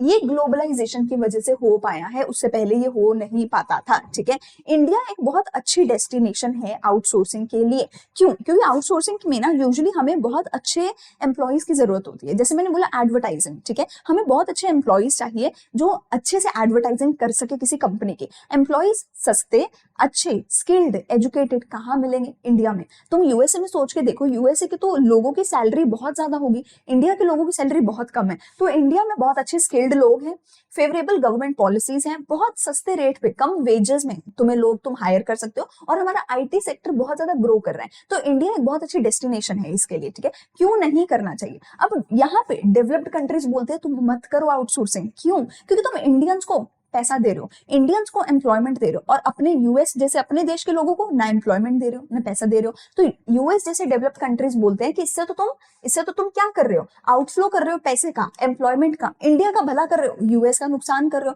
तो डेवलप्ड कंट्रीज बोलती हैं ऐसा मत करो, पर इंडिया बोलता है करो, हमारा तो फायदा हो रहा है। ठीक है ना। फिर इसके बाद आता है एक टॉपिक छोटा सा डब्ल्यूटीओ का। तो डब्ल्यूटीओ क्या है? पहले इसको जीएटीटी बोला जाता था, 1948 में ये आया था और इसमें 23 कंट्रीज थी। लेकिन फिर 1995 में इसको चेंज करके डब्ल्यूटीओ बना दिया गया। ठीक है, और इसमें 164 मेंबर कंट्रीज हैं, भारत भी डब्ल्यूटीओ का हिस्सा है। डब्ल्यूटीओ क्यों बना? ताकि सारे देशों के बीच में बहुत अच्छे से फ्रीली ट्रेड हो सके, सारे देश आपस में लड़ाई ना करें, एक दूसरे के साथ मिलके काम करें और पूरी दुनिया भर में ट्रेड अच्छे से चलता रहे। तो पहले जीएटीटी था। ठीक है, अब ये क्या बन गया? डब्ल्यूटीओ बन गया 95 में, और 164 मेंबर कंट्रीज हैं। ये क्या करता है? पूरे इंटरनेशनल ट्रेड को अच्छे से फैसिलिटेट करता है, पूरे इंटरनेशनल ट्रेड को अच्छे से कराने में मदद करता है। ठीक है, रूल बेस, इसने अलग अलग रूल बनाए कि कौन सा देश किसके साथ कैसे काम करे, क्या सही है क्या गलत है, वो रूल्स हर कोई फॉलो करता है। ठीक है, इसकी वजह से trade off goods and services बहुत ज्यादा बढ़ गया पूरी दुनिया भर में, क्योंकि अब बिना किसी लड़ाई झगड़े के अच्छे से ट्रेडिंग हो रही है। तो पूरी दुनिया भर में ट्रेड बहुत अच्छे से होने लगा, सारे रिसोर्सेज अच्छे से यूज होने लगे, और एनवायरमेंट को ये प्रोटेक्ट करना भी इसका एक अच्छा भला गोल है कि हम एनवायरमेंट को भी प्रोटेक्ट करेंगे वाइल डूइंग द ट्रेड। ठीक है, इसके बाद अगली चीज आती है क्रिटिकल अप्रेजल, इकोनॉमिक रिफॉर्म्स का। क्रिटिकल अप्रेजल में हमें कुछ एक चीजें हम इसके फेवर में पढ़ेंगे, कुछ चीजें इसके अगेंस्ट में पढ़ेंगे। फेवर में क्या है? हमारे देश का इकोनॉमिक ग्रोथ बहुत ज्यादा बढ़ा। इकोनॉमिक ग्रोथ मतलब जीडीपी का ग्रोथ ईयर ऑन ईयर। जब ब्रिटिशर छोड़ के गए, इंडिया कैसा था? स्टेगनेंट इकोनॉमी था, लेस देन 2% का ग्रोथ रेट था इंडिया का। अब जब ब्रिटिशर्स के छोड़ के जाने के 40 साल बाद 1990 में हमारा क्या था? 1980-90 में क्या ग्रोथ रेट था? 5.6%। ये इंक्रीज हुआ 2017-18 में 6.7%, अब 2022-23 में 7.2%। तो यानी कि बहुत अच्छी बात है। आफ्टर एलपीजी 91 में जब एलपीजी आया, उसके बाद से हमारा ग्रोथ रेट 5 से 7% तक बढ़ गया। ठीक है, फॉरेन इन्वेस्टमेंट बहुत ज्यादा आई। पहले सिर्फ $100 मिलियन थी, अब $30 बिलियन हो गई है फॉरेन से जो इन्वेस्टमेंट हमारे देश में आई है। फॉरेन एक्सचेंज रिजर्व कितना बचा था पहले? सिर्फ 2 हफ्ते का, यानी सिर्फ 6 बिलियन, अब ऑलमोस्ट 600 बिलियन हो चुका है। जो पहले सिर्फ $6 बिलियन था, सिर्फ 2 हफ्ते का रिजर्व था, अब ये $6 बिलियन से बढ़ के ऑलमोस्ट $600 बिलियन हो चुका है। एक्सपोर्ट बहुत ज्यादा बढ़ गए हमारे, ऑटो पार्ट्स के, फार्मास्यूटिकल्स के, आईटी के, टेक्सटाइल्स के। ठीक है, अच्छा फार्मा की क्वीन कौन है ना? फार्मा में कौन है क्वीन? बताना जरा। ठीक है, बहुत ज्यादा फेमस हो रही है आजकल। ठीक है, control on inflation, inflation control हो रही है। पहले 17%। पता है इसका मतलब क्या है? कि अगर तुम पिछले साल कोई एक, फॉर एग्जाम्पल कोई भी एक स्नैक्स तुम खरीदने चाहते हो, अगर तुम पिछले साल उसको 100 रुपए में खरीद रहे थे, अगले साल तुम उसको 117 रुपए में खरीद रहे हो। एक साल में 17% उसका रेट बढ़ गया। लेकिन अब कितना हो गया इन्फ्लेशन? सिर्फ 5%। यानी पिछले साल अगर उसका रेट 100 रुपए था, अब उसका रेट सिर्फ 105 रुपए है, ज्यादा इन्फ्लेशन नहीं है। ठीक है, जो कि बहुत बहुत बहुत अच्छी बात है, गरीब इंसान के लिए बहुत अच्छी बात है कि महंगाई इतनी कम हो गई है। ठीक है, प्राइवेट सेक्टर का रोल बढ़ गया, ये भी हमने पढ़ लिया, बहुत अच्छी बात है, ठीक है। क्रिटिसिज्म, क्रिटिसिज्म कि भाई क्या क्या गलतियां करी हमने एलपीजी के अंडर, ठीक है। अनएम्प्लॉयमेंट बढ़ गई, ठीक है। जॉबलेस ग्रोथ हुई, हमने पढ़ा है कि ऑलमोस्ट 65% लोग अभी भी एग्रीकल्चर में है, एग्रीकल्चर से बाहर निकल ही नहीं पा रहे लोग। क्यों? क्योंकि industrial sector, service sector grow तो कर रहा है, ग्रो तो कर रहा है, क्यों?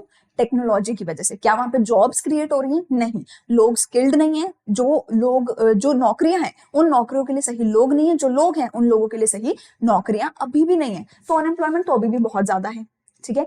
एग्रीकल्चर के तो भैया बुरे हाल हो गए, एग्रीकल्चर के तो बुरे हाल हो गए। चैप्टर 1 में एग्रीकल्चर बुरा था, चैप्टर 2 में एग्रीकल्चर अच्छा हुआ, चैप्टर 3 में एग्रीकल्चर दोबारा से बर्बाद हो गया। क्यों? सब्सिडी खत्म कर दी, सरकार का रोल खत्म कर दिया, प्राइवेट सेक्टर आके अपना प्रॉफिट बनाने लग गया, गरीबों का किसी ने सोचा ही नहीं। तो एग्रीकल्चर के तो बुरे हाल हो गए, सरकार के इन्वेस्टमेंट खत्म, सब्सिडी खत्म, लिबरलाइजेशन की वजह से इंपोर्ट ड्यूटी खत्म, तो फ्री में बहुत सस्ते में बाहर से सामान आ रहा है, हमारे गरीब फार्मर का सामान कौन खरीदे, तो वो दिक्कत हो गई। और फिर से हम कैश क्रॉप की तरफ जाने लग गए, फूड क्रॉप को छोड़ के। क्यों? क्योंकि अब एक्सपोर्ट भी कर सकते हो, तो लोग फिर से कैश क्रॉप बनाने लग गए। तो ये एक बहुत इंपॉर्टेंट पॉइंट है जो कि आई कैन गारंटी फिर से 1 या 2 सेट में तुम्हें देखने को जरूर मिलता है कि एग्रीकल्चर में क्या दिक्कत हुई बिकॉज ऑफ इकोनॉमिक रिफॉर्म्स। लिख के ले लेना बेटा जी, आएगा ही आएगा पेपर में, ठीक है।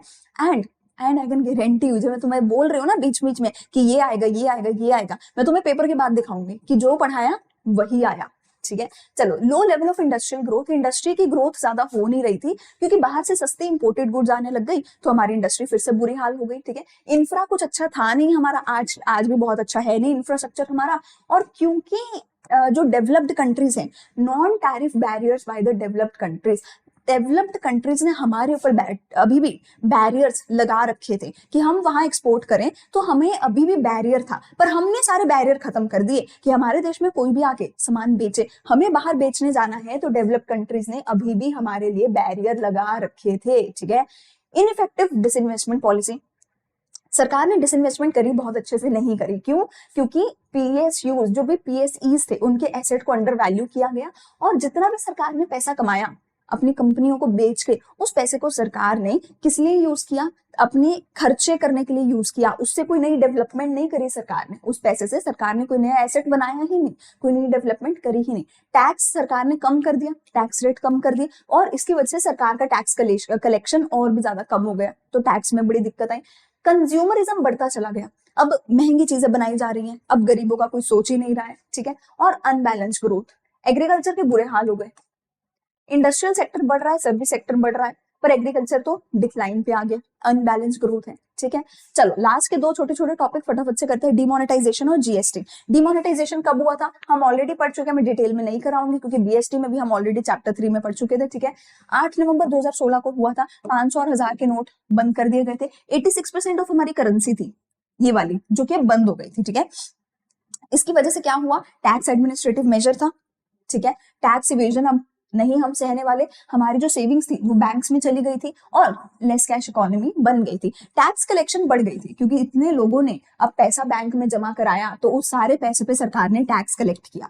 रियल एस्टेट के प्राइसेस गिर गए थे, लोगों का सारा पैसा तो बैंक में चला गया, लोग तो पैसा बदलवाने की होड़ में है, तो सरकार तो हमारी जो प्रॉपर्टीज है वो कौन खरीदेगा? कोई नहीं खरीदेगा, तो प्रॉपर्टीज के रेट गिर गए, जिसकी वजह से प्राइवेट लोगों की वेल्थ भी गिर गई, ठीक है। लेकिन पब्लिक सेक्टर की, सरकार की वेल्थ पे कोई ज्यादा असर हुआ नहीं, सरकार का कोई नया एसेट बना नहीं, ठीक है। और मनी और इंटरेस्ट रेट भी जो है, अब बैंक के पास जो डिपॉजिट बढ़ गए, फाइनेंशियल सेविंग्स बढ़ गई, तो मनी के ऊपर जो इंटरेस्ट रेट थे वो गिर गए थे, कम हो गए थे, क्योंकि बैंक के पास बहुत सारा पैसा आ गया, तो बैंक बहुत सस्ते रेट पे लोन दे रहा था, ठीक है।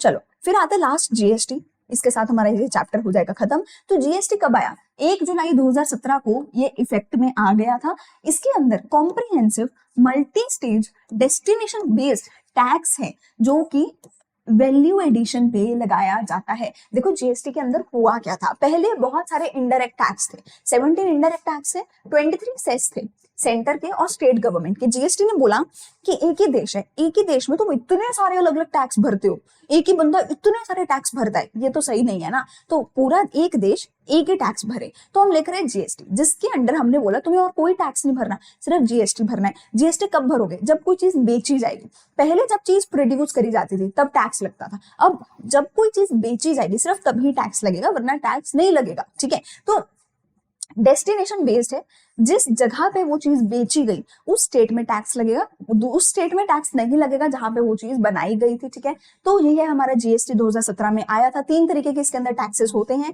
सीजीएसटी और एसजीएसटी होता है इंट्रा स्टेट, यानी कि दिल्ली में बनाया, दिल्ली में ही बेचा, तो जीएसटी कौन से लगेंगे, सीजीएसटी लगेगा, एसजीएसटी लगेगा। सेंट्रल जीएसटी, स्टेट जीएसटी कब लगेगा, जब दिल्ली में बनाया और दिल्ली में ही बेचा। और अगर दिल्ली में बनाया और किसी दूसरे देश में, किसी दिल्ली में बनाया और किसी दूसरी स्टेट में बेचा, दिल्ली में बनाया और पंजाब में बेचा, इंटर स्टेट, तो क्या लगेगा, हमारा integrated goods and services tax IGST लगेगा। तो मैंने एक ही स्टेट में बनाया, उसी स्टेट में बेचा, तो सेंट्रल और स्टेट 2 जीएसटी लगेंगे। लेकिन अगर मैंने एक स्टेट में बनाया, दूसरी स्टेट में जाके बेचा, तो integrated goods and services tax सिर्फ आईजीएसटी लगेगा और कोई जीएसटी नहीं लगेगा। ठीक है, ये था हमारा छोटा सा जीएसटी का टॉपिक। इसी के साथ चैप्टर नंबर 3 होता है हमारा खत्म, लिबरलाइजेशन, प्राइवेटाइजेशन, ग्लोबलाइजेशन का। हम बढ़ते हैं आगे चैप्टर नंबर 4 पे, जो कि है ह्यूमन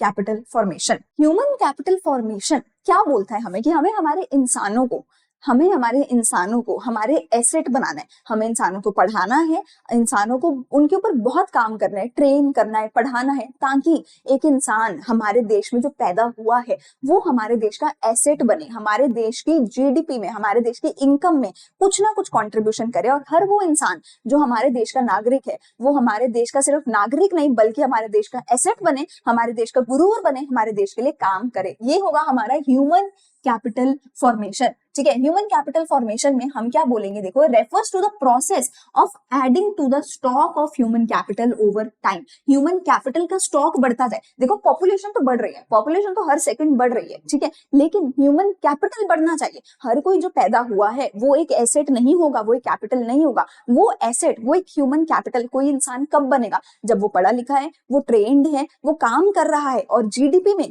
कंट्रीब्यूशन कर रहा है। तो हम लोगों को पढ़ाएं लिखाएं ताकि हम लोगों से, इंसानों से, जस्ट ह्यूमन से क्या बन जाएं, ह्यूमन कैपिटल बन जाएं। ऐड करें ज्यादा से ज्यादा लोगों को ह्यूमन से ह्यूमन कैपिटल में। वो कैसे करेंगे, by acquiring and increasing the number of skilled and experienced people. इससे क्या होगा, देश का भला होगा, डेवलपमेंट होगी। ठीक है, कैसे कैसे हम कर सकते हैं, कैसे कैसे बना सकते हैं लोगों को इंसान से ह्यूमन कैपिटल। उसके लिए क्या क्या है हमारे पास, खर्चा हम एक्सपेंडिचर करें एजुकेशन पे, हेल्थ पे, ट्रेनिंग पे, माइग्रेशन पे और इंफॉर्मेशन पे। देखो, एजुकेशन में खर्चा क्यों करना है, एजुकेशन में खर्चा करने का मतलब है स्कूल्स पे, यूनिवर्सिटीज पे या फिर पब्लिक प्राइवेट इंस्टीट्यूशन पे हम खर्चा करें।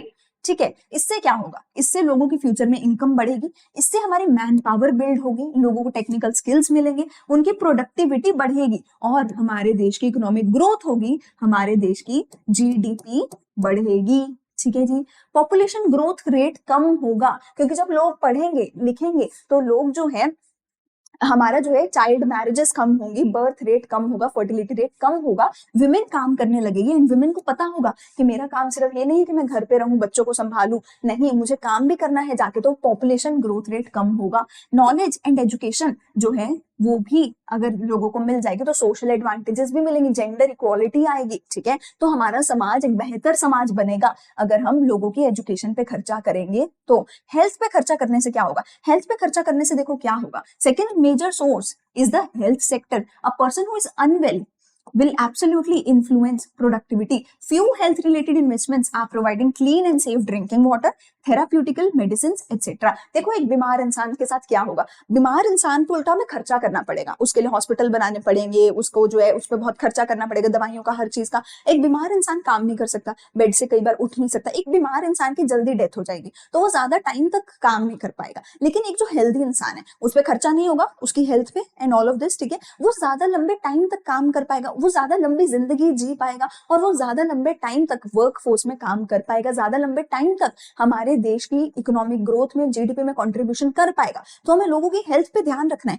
कि तुम हॉस्पिटल में जाके एडमिट ना हो, हम तुम्हें पहले ही अच्छा साफ सुथरा पानी दें, हवा दें, दवाइयां दें, ताकि तुम बीमार हो ही ना। क्योंकि अगर तुम हेल्दी रहोगे, तुम ज्यादा काम करोगे, छुट्टियां कम लोगे, ज्यादा लंबे ईयर्स तक काम करोगे, रिटायरमेंट जल्दी नहीं लोगे और हमारी इकोनॉमिक ग्रोथ में ज्यादा इंप्रूवमेंट लेकर आओगे। ऑन द जॉब ट्रेनिंग देंगे, पहले तुम सीखोगे, ट्रेनिंग से फिर कमाओगे और फिर क्या करोगे, लीड करोगे। पहले सीखा, जब तुम्हें ट्रेनिंग मिली तुमने सीखा, फिर तुमने पैसा कमाना शुरू किया और फिर तुम लीडर बन गए। ठीक है, तो ट्रेनिंग भी चाहिए, ट्रेनिंग भी चाहिए। ठीक है, लोगों को स्किल्ड बनाने के लिए ट्रेनिंग चाहिए। ठीक है, ऑफ कैंपस भी हो सकती है training, on the job training भी हो सकती है। ठीक है, इससे क्या होगा, वर्कर जो है एक स्पेसिफिक टाइम तक एक कंपनी के पास काम करेगा ताकि वो कंपनी अपना पैसा भी वापस रिकवर कर सके, जो पैसा कंपनी ने लगाया है ट्रेनिंग में। ठीक है, और इससे क्या होगा, return on expenditure on training the form of enhanced labour productivity is more than the cost of it. ज्यादा प्रोडक्टिविटी आएगी, लोग ज्यादा अच्छे से काम करेंगे,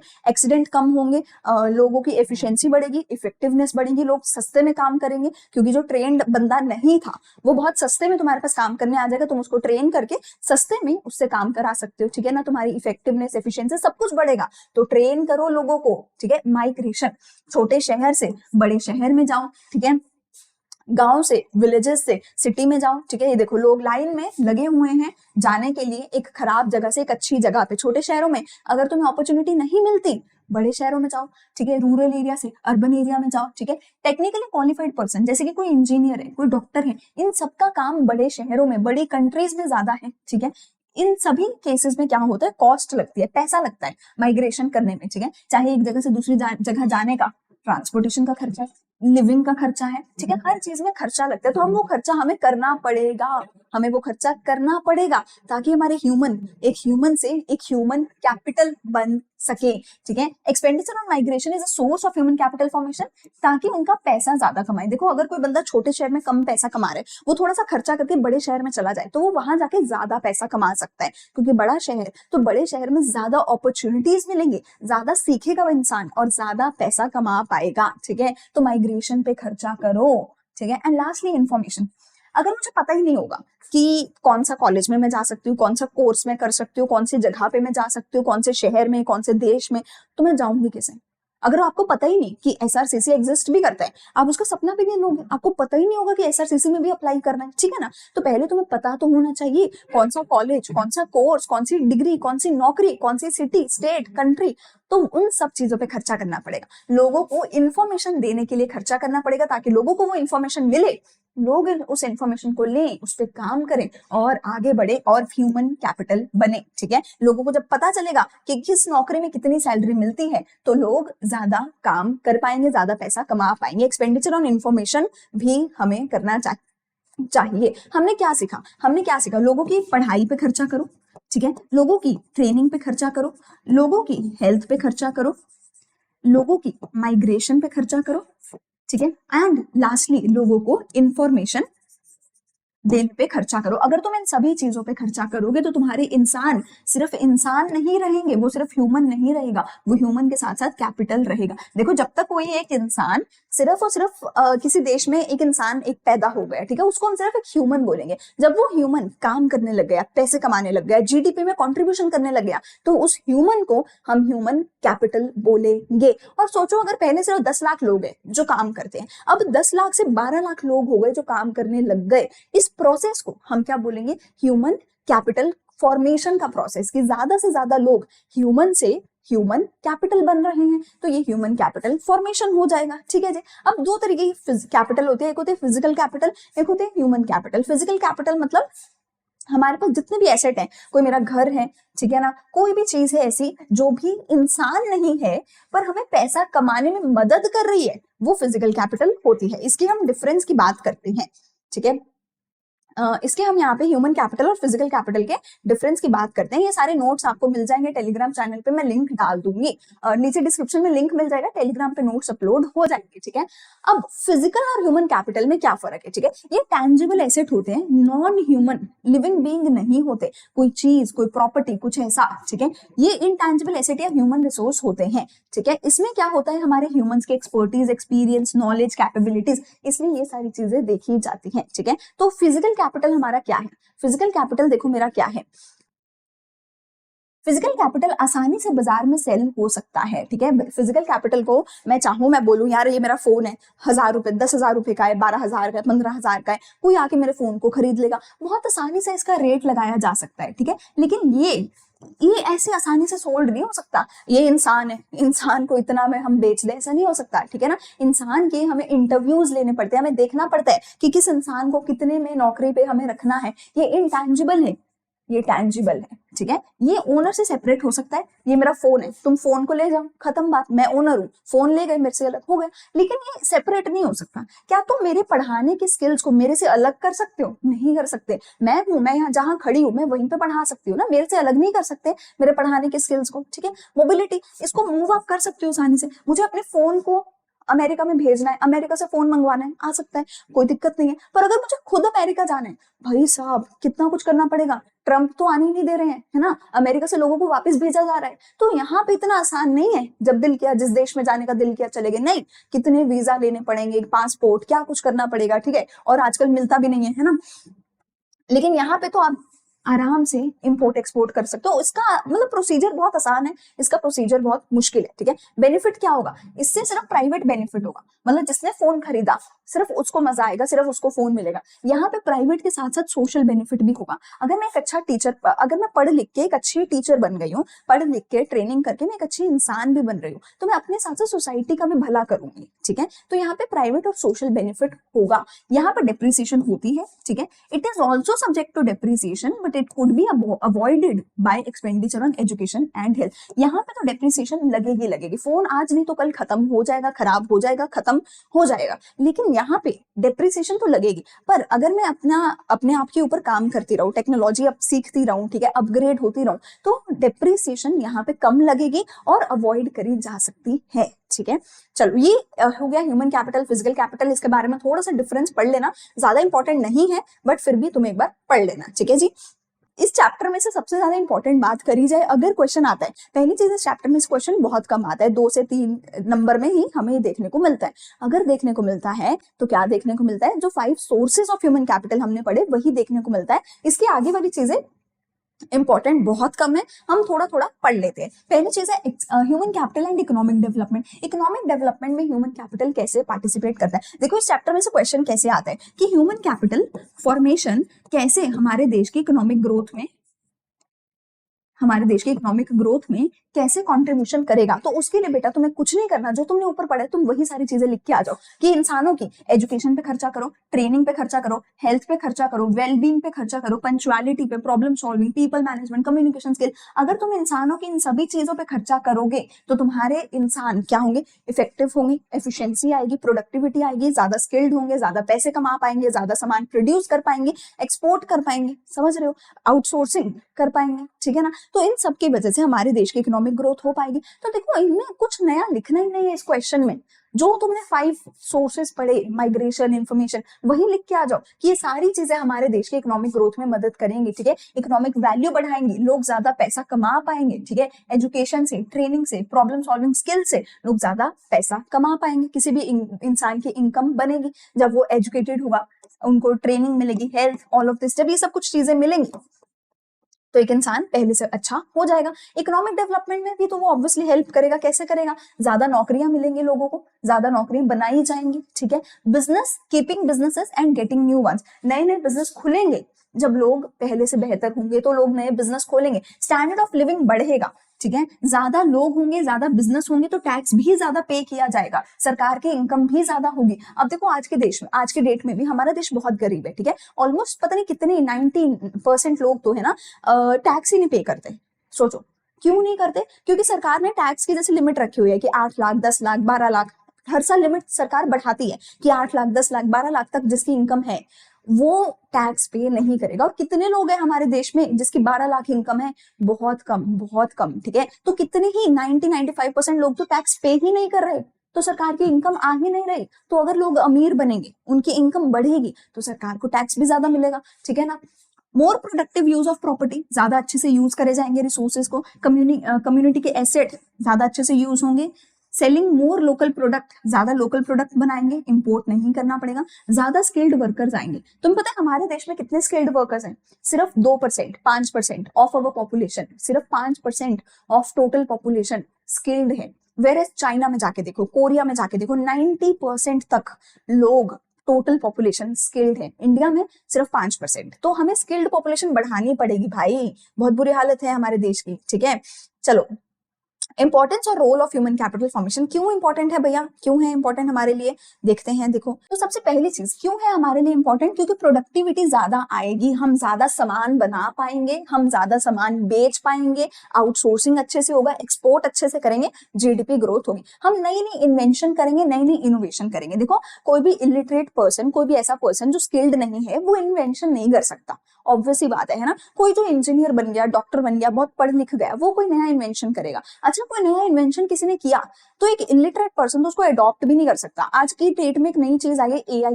एआई क्या हर कोई यूज कर सकता है? बनाया तो चलो बहुत एक महान इंसान ने जो बहुत हाईली स्किल्ड था, लेकिन यूज करना, क्या एक इलिटरेट पर्सन एआई को यूज भी कर सकता है? नहीं कर सकता। उसके लिए तुम्हें इतना स्किल्ड होना पड़ेगा, तुम्हें फोन चलाना आता है, इंटरनेट चलाना आता है, एआई चलाना आता है, ठीक है ना, तभी तुम एआई को यूज कर सकते हो। तो अगर तुम अनस्किल्ड हो, अगर तुम इलिटरेट हो, तो तुम खुद से इन्वेंशन करना तो दूर की बात है, किसी दूसरे की करी हुई इन्वेंशन को काफी बार यूज भी नहीं कर सकते। तो लोगों को स्किल्ड बनाना पड़ेगा ताकि वो इन्वेंशन करें, इनोवेशन करें, या फिर एटलीस्ट यूज तो कर लें किसी दूसरे की इन्वेंशन को। लाइफ एक्सपेक्टेंसी बढ़ेगी, लोग ज्यादा उम्र तक जो है जिंदा रह पाएंगे, ठीक है। Improve the quality of life, quality of life बढ़ेगी, क्योंकि अगर लोगों को ज्यादा अच्छी नॉलेज होगी, देखो पहले के टाइम के कंपैरेटिवली अब काफी चीजें इंप्रूव हो रही है, जैसे कि जेंडर इक्वालिटी इंप्रूव हो रही है। पहले लोग कुछ भी खा लेते थे, अब लोग हेल्थ कॉन्शियस हो रहे हैं, अब हमें पाम ऑयल नहीं खाना, मैदा नहीं खाना, अब हमारी क्वालिटी ऑफ लाइफ बढ़ रही है। अब लोग बोल रहे हैं कि दिल्ली की हवा में पोल्यूशन है, दिल्ली में यमुना जो है बहुत ज्यादा पोल्यूटेड है, अब लोग बोल रहे हैं, आवाज उठा रहे हैं, अब क्वालिटी ऑफ लाइफ इंप्रूव हो रही है। क्यों? क्योंकि लोग एजुकेटेड बन रहे हैं, स्किल्ड बन रहे हैं, लोगों को ट्रेनिंग मिल रही है, लोगों को इंफॉर्मेशन मिल रही है, तो अब हमारे लोग जो है इंप्रूव हो रहे हैं। इसके बाद अगली चीज देखो, मेरे पास आती है प्रॉब्लम। प्रॉब्लम क्या क्या है हमारे पास? Lack of proper manpower planning. हमें प्रॉब्लम क्या क्या फेस करनी पड़ रही है कि हमारे पास मैन पावर प्लानिंग ही नहीं है। मतलब एक तरफ पे कंपनी है जिसके पास वैकेंसी है, उसको लोग चाहिए, उसको लोग नहीं मिल रहे, दूसरी साइड पे लोग है जिनको नौकरी चाहिए, उनको नौकरी नहीं मिल रही। इन दोनों को मिलाने के लिए कोई है ही नहीं, दिक्कत है, ठीक है। सेवरल इम्बैलेंस, बहुत सारी चीजों में इम्बैलेंस है, जैसे कि यही मैंने बताया कि एक जगह पे तो नौकरियां मिल नहीं रही हैं, ठीक है, और दूसरी जगह पे वैकेंसी पड़ी है, लोग नहीं मिल रहे, एम्प्लॉयज नहीं मिल रहे हैं, ठीक है। लॉन्ग ड्यूरेशन, बहुत लंबा टाइम लग जाता है लोगों को पढ़ाने में, लोगों को स्किल्ड बनाने में, ठीक है। Regional and gender inequality, gender inequality तो बहुत ज्यादा है, हमें पता है विमेन और मेन में लिटरेसी रेट का बहुत फर्क है, ठीक है। जॉब रेशो अगर देखी जाए, वुमेन काम नहीं करती, मेन काम करते हैं। रीजनली भी बहुत दिक्कत है, कुछ एरियाज बहुत डेवलप्ड है, कुछ एरियाज में बिल्कुल कोई नौकरी नहीं है, कुछ नहीं है, बहुत दिक्कत है, ठीक है। ऑन द जॉब प्लानिंग अच्छे से नहीं होती कि किससे क्या काम कराना है, कितना काम कराना है, किसको किस डिपार्टमेंट में डालना है, वो सब हम प्लान नहीं करते। साइंस और टेक्नोलॉजी हमारी बहुत वीक है, बहुत वीक है, बहुत ज्यादा। आज भी अगर तुम देखोगे हमारी टॉप मोस्ट आईआईटीज में, आईआईएम्स में उतने अच्छे रिसोर्सेज नहीं हैं जो यूएस की, यूके की, वहां की यूनिवर्सिटीज में है। अगर तुम एक यूएस की साइंस की किसी यूनिवर्सिटी को कंपेयर कर लो हमारे आईआईटी के साथ, उन दोनों के लैब्स में तुम्हें दिन रात का फर्क दिखेगा। हमारे साइंस एंड टेक्नोलॉजी बहुत वीक है, अच्छे रिसोर्सेज हमारे पास है ही नहीं है, ठीक है। हाई ग्रोथ ऑफ पॉपुलेशन बढ़ती जा रही है, तुम रिसोर्सेज इंप्रूव करते रहो, जितना रिसोर्स इंप्रूव करोगे उससे कई गुना ज्यादा पॉपुलेशन बढ़ जाएगी। उन रिसोर्सेज पे ओवर बर्डन क्या ही कर लेगा इंसान, ठीक है ना। इनएफिशिएंसीज बहुत ज्यादा है, ठीक है। ब्रेन ड्रेन होता जा रहा है, हम लोगों को सिखाते हैं। पहली चीज तो कितना मैंने बोला, 5% लोग है स्किल्ड, बाकी 95% तो अनस्किल्ड है। जिनको स्किल्ड बनाया जाता है उनको लगता है यार इस देश में तो 95% अनस्किल्ड है, मैं इस देश में रह के क्या करूं, चलो किसी दूसरे देश में चलते हैं, तो वो लोग भी हमारे देश को छोड़ के चले जाते हैं। तो ब्रेन ड्रेन हो रहा है। और इनसफिशिएंट रिसोर्सेज, हमारे पास रिसोर्सेज बहुत कम है। क्यों? क्योंकि जितने रिसोर्सेज हैं उसके कंपैरेटिवली पॉपुलेशन बहुत ज्यादा है, बहुत ज्यादा। हमारी छोटा सा लैंड है, हमारा देश बहुत छोटा है, पर लोग बहुत ज्यादा है। दुनिया में नंबर 1 पे हमारी पॉपुलेशन है, तो इनसफिशिएंट रिसोर्सेज हमारे पास है, ठीक है। लास्टली बेटा हमारे पास टॉपिक आता है इंडिया के एजुकेशन सेक्टर का। तो एजुकेशन सेक्टर की अगर बात करी जाए, देखो तो गवर्नमेंट टोटल जितना खर्चा करती है एक साल में, ठीक है, वो उस टोटल खर्चे का सिर्फ 15% एजुकेशन पे हो रहा है आज की डेट में। पहले तो सिर्फ 7% होता था टोटल सरकार के खर्चे में से, अब इस टोटल सरकार के खर्चे में से 15% एजुकेशन पे होता है। अगर मैं जीडीपी की परसेंटेज की बात करूं, पहले 0.64% ऑफ जीडीपी सिर्फ होता था एजुकेशन के सेक्टर में, अब 4% है। यानी कि इंप्रूवमेंट तो है, इम्प्रूवमेंट तो है पर बहुत कम, अभी भी वो सफिशिएंट नहीं है, ठीक है। तो अभी भी हमारा जो है एजुकेशन सिस्टम बहुत अच्छा कोई नहीं है, ठीक है। तो सरकार ने सोचा था कि 10 साल में हम जो है 1.37 लाख जो है हम खर्चा करने वाले हैं, और हम क्या करने वाले हैं, हर एक वो बच्चा जो 6 से 14 साल की उम्र का है उसके लिए हम एजुकेशन कंपलसरी करने वाले हैं, उसको हम एजुकेशन देने वाले हैं। काफी हद तक ये जो हमारा राइट टू एजुकेशन एक्ट था ये इंप्लीमेंट हुआ था, और इसने फ्री एजुकेशन दी है हर उस बच्चे को जो 6 से 14 साल की उम्र में है, ठीक है। और इसके लिए सरकार ने 2% का एजुकेशन सेस भी लगाया है हर यूनियन टैक्स पे, ताकि सरकार यहाँ से पैसा कलेक्ट करे और हर 6 से 14 साल के बच्चे के लिए फ्री एजुकेशन लेकर आए under the right to education act. कुछ हद तक ये सही भी हुआ है, ठीक है। तो हमें थोड़ी सी तो इंप्रूवमेंट देखने को मिली है। क्या देखने को मिली है कि एडल्ट लिटरेसी रेट हमारा इंप्रूव हुआ है, ठीक है। हमारा इंप्रूव हुआ है, पहले 61% था, अब 81% हुआ है, ठीक है। पहले फीमेल्स में देखा जाए, मेल्स में 61 से 81 हुआ, फीमेल में बात करी जाए तो 37% से 63% हुआ है। अगेन काफी अच्छा जो है काम यहाँ पे हुआ है। प्राइमरी कंप्लीशन रेट देखा जाए तो प्राइमरी कंप्लीशन देखा जाए मेल्स में 78 से 94% हुआ है, फीमेल्स में 61% से 99% हुआ है। अगेन काफी अच्छा काम है। देखो फीमेल्स के केस में देखा जाए ऑलमोस्ट हर एक विमेन 99% विमेन प्राइमरी तो कंप्लीट कर रही है, यानी कि प्राइमरी तक तो विमेन को पढ़ाया जा रहा है, उसके बाद चाहे उनका स्कूल छुड़वा दिया जाता है पर वहां तक तो पढ़ाया जा रहा है, ठीक है। यूथ लिटरेसी रेट देखा जाए तो मेल्स में 76% से 92% हुआ, फीमेल में देखा जाए 54% से 87% हुआ। अगेन काफी अच्छा काम किया गया है। लेकिन हम अभी भी बोलेंगे कि एजुकेशन फॉर ऑल अभी भी ड्रीम है। अगर हम अभी भी बोले हमने कब का सोचा था कि 100% लिटरेसी रेट हम लेकर आएंगे, पर आज भी वो एक सपना ही है। आज भी 100% लोगों को जो है एजुकेशन नहीं मिल रही है, आज भी हमारा लिटरेसी रेट 100% नहीं है, ठीक है। क्यों? क्योंकि जेंडर बाइस बहुत ज्यादा है, ठीक है। विमेन को तो पढ़ाया ही नहीं जा रहा है, आज की डेट में भी है कि प्राइमरी तक पढ़ा दिया विमेन को, उसके बाद बाहर भेजा नहीं जाता लड़कियों को पढ़ाई के लिए, ठीक है। रूरल एरियाज में तो पढ़ाई का बहुत बुरा हाल है, ठीक है। इलिटरेट्स बढ़ते ही जा रहे हैं हमारे देश में, प्राइवेटाइजेशन हो गया है, पढ़ाई महंगी हो गई है, गरीब लोग अफोर्ड नहीं कर सकते हैं, और सरकार बहुत कम खर्चा कर रही है। सरकार खर्चा कर ही नहीं रही है एजुकेशन पे, बहुत कम खर्चा कर रही है, ठीक है। इंप्रूविंग जेंडर इक्वालिटी, हमें जेंडर इक्वालिटी को इंप्रूव करना पड़ेगा। अगर हमें अपनी एजुकेशन को इंप्रूव करना है, विमेन के सोशल स्टेटस को इंप्रूव करो, उनकी हेल्थ केयर को इंप्रूव करो, उनकी इकोनॉमिक इंडिपेंडेंस को इंप्रूव करो, तभी जाके हमारे जो पॉपुलेशन का ऑलमोस्ट हाफ है विमेन, उनको हम अगर इंप्रूव करेंगे तो हमारी half of the population improve हो जाएगी। तो उनको इंप्रूव किया जाए, ठीक है ना, उनकी अपवर्ड मूवमेंट होगी लिटरेसी रेट में अगर हम विमेन को इंप्रूव करेंगे तो, ठीक है। एंड हायर एजुकेशन में काम करना पड़ेगा। हायर एजुकेशन यानी कि जो हमारे कॉलेजेस वगैरह है वहां पे सरकार बहुत कम काम कर रही है। हमारे कॉलेजेस यूनिवर्सिटीज एकदम, मैं अगर बोलूँ ग्लोबल लेवल के नहीं है, ग्लोबल स्टैंडर्ड्स के कॉलेजेस हमारे पास नहीं है, अभी भी बहुत कम है, ठीक है। तो उनको इंप्रूव हमें करना पड़ेगा, ठीक है। और अगर हम देखें हर वो इंसान जो कॉलेज से पढ़ के आए हैं उनका अगर मैं अनएम्प्लॉयमेंट रेट देखूं for youth with education up to secondary level कितना है, 18%। जो भी सेकेंडरी लेवल तक पढ़ा है उन टोटल लोगों में से 18% लोगों को तो नौकरी मिलती नहीं है। तो लोग सोचते क्या ही करेंगे पढ़ के, नौकरियां तो है नहीं, ठीक है ना। सिमिलरली जिन्होंने प्राइमरी लेवल तक पढ़ा है उनका एजुकेशन का, उनका अनएम्प्लॉयमेंट का रेट है 11%, ठीक है। तो हमें ये देखने को मिलता है कि इवन इफ बच्चे पढ़ भी ले रहे हैं तो भी अनएम्प्लॉयमेंट तो बहुत ज्यादा है, ठीक है। तो हमने क्या सीखा ह्यूमन कैपिटल फॉर्मेशन को बढ़ाने के लिए 5 सोर्सेज हैं, उन 5 सोर्सेज पे क्या काम करोगे तो ह्यूमन कैपिटल फॉर्मेशन होगा। लेकिन स्टिल हमारा जो है एजुकेशन सेक्टर में काफी ज्यादा इंप्रूवमेंट नहीं है। इंप्रूवमेंट तो काफी ज्यादा है पर स्टिल वो सेटिस्फैक्टरी नहीं है। Still there is a long way for India to go. अभी भी 100% लिटरेसी रेट नहीं है और हमें हमारे ह्यूमन कैपिटल पे काम करना पड़ेगा। पूरी पॉपुलेशन में करीब 5% लोग स्किल्ड हैं, ठीक है, जबकि कोरिया वगैरह में ऑलमोस्ट 90% लोग स्किल्ड हैं। तो एजुकेशन दो, ट्रेनिंग दो, स्किल सिखाओ ताकि हमारे लोग जो है ह्यूमन से ह्यूमन कैपिटल बन सके, ठीक है। आई होप तुम्हें वीडियो अच्छी लगी होगी। इसी के साथ चैप्टर 3 और चैप्टर 4 होते हैं खत्म। थोड़ी सी लंबी वीडियो है क्योंकि चैप्टर 3 चैप्टर 4 थोड़े से बड़े बड़े चैप्टर थे, लेकिन मैंने पूरी डिटेल में समझाए हैं। इसके बाद इन दोनों चैप्टर्स में कुछ नहीं बचा जो तुम्हें पढ़ने की जरूरत है, ठीक है। इसी वीडियो यहाँ पे करते खत्म। अगर वीडियो अच्छी लगी तो लाइक करो, कमेंट करो, शेयर करो। मिलते हैं रात दोपहर को 4 बजे इको के इन चैप्टर्स के क्वेश्चंस के साथ, रात को 8 बजे अकाउंट्स की वीडियो के साथ।